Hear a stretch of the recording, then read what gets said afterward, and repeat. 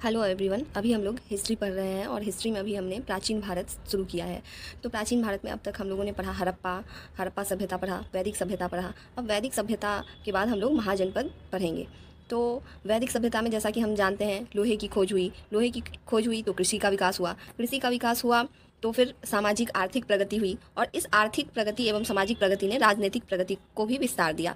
तो पहले छोटे छोटे कबीलों में बटे होता था समाज, उसके बाद जनपद बना, बहुत सारे जनों को मिलाकर, फिर बहुत सारे जनपदों को मिलाकर महाजनपदों का निर्माण हुआ और ऐसे 16 जनपदों की चर्चा अंगुत्तर निकाय जो कि एक बौद्ध ग्रंथ है और भगवती सूत्र जो कि जैन ग्रंथ है उससे हमें प्राप्त होती है। तो ये याद रखना है कि बौद्ध ग्रंथ अंगुत्तर निकाय और भगवती सूत्र किसका ग्रंथ है? जैन ग्रंथ है।